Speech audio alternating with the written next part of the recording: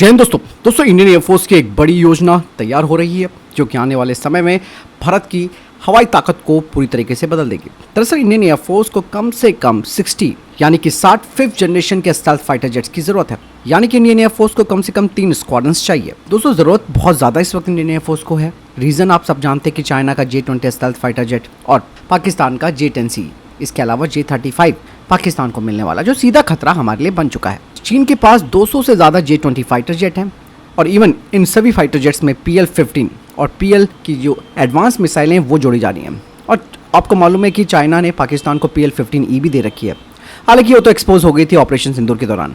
भारत के पास अगर बात की जाए वर्तमान में तो हमारे पास Su-30 MKI, तेजस और रफाल जैसे ज़बरदस्त फाइटर जेट हैं, लेकिन ये स्टेल्थ फाइटर जेट नहीं है। तो कमी है।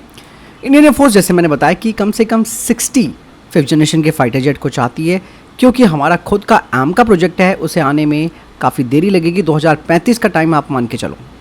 इस वक्त हमारे पास जो ऑप्शन मौजूद हैं आप सब जानते भी हैं, मैं बार बार बता चुका हूँ। पहला ऑप्शन तो अमेरिका का F-35 लाइटनिंग 2 है, तो दूसरा रशियन Su-57 फैलॉन। लेकिन भारत ने इन दोनों में से किसी पर फैसला नहीं लिया है। लेकिन इतनी खबर तो ज़रूर आई थी जब रक्षा राज्य मंत्री ने ये बात कही थी कि भाई हम अपने किसी एलाई से फिफ्थ जनरेशन का फाइटर जेट ले सकते हैं।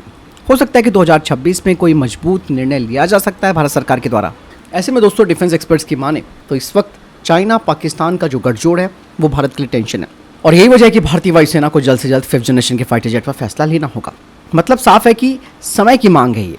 इस वक्त अगर मैं आपको बता दूं तो इंडियन एयरफोर्स के लिए एम का फाइटर जेट जो कि 5.5 जनरेशन का स्टेल्थ फाइटर जेट है, उसका डेवलपमेंट काफ़ी तेज़ी से चल रहा है। प्राइवेट सेक्टर की कंपनियों को इसमें आमंत्रित कर लिया गया है। इसके अलावा 2035 तक ही चाहे कुछ भी कर लो, ऑपरेशनल ये तभी हो पाएगा।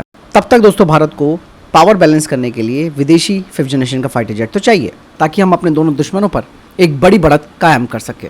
क्योंकि दोस्तों अब भारत की जो सुरक्षा है वो next generation stealth fighter jet पर टिक चुकी है, भले ही हम F-35 लें या Su-57। ऐसे में दोस्तों क्या भारत के लिए F-35 लेना इस वक्त अच्छा होगा या फिर Su-57, और AMCA पर भरोसा रखना भी हमारे लिए ज़रूरी हो जाता है? इस पर भी आप क्या कहेंगे कमेंट में ज़रूर बताइए। क्योंकि रीज़न अब आप देखिए ना, अभी अमेरिका का F-35 फाइटर जेट जो भारत में आया हुआ था एरो इंडिया के दौरान, उसके बाद F-35 रॉयल नेवी का भारत में उतरा, काफ़ी सारी टेक्निकल दिक्कतें हुई, ग्राउंड रहा ये काफ़ी दिनों तक, तब जाकर के अब टीम आई है जो इसे ठीक करेगी। तो बहुत चीज़ें हैं दोस्तों। हालांकि रशिया के Su-57 की भी तारीफ़ नहीं करनी चाहिए पूरी, क्योंकि अभी कहा ही जाता है कि इसमें स्टेल्थ की कमी है। सीधी बात है कि अभी इसका जो इंजन है AL-51 वो इतना ज़्यादा एडवांस नहीं है। इससे बेहतर जो इंजन है वो इनका प्रोडक्ट 177S है, जिसकी अभी टेस्टिंग नहीं हुई है। तो ये भी चीज़ें, अगर ये इंजन अगर लग जाता है Su-57 में तो काफ़ी कुछ Su-57 गेम चेंजर हो सकता है इंडियन एयरफोर्स के लिए। आपको क्या लगता है मुझे कमेंट सेक्शन में लिखकर जरूर बताएगा। मिलता हूं नई वीडियो के साथ। जय हिंद, वंदे मातरम।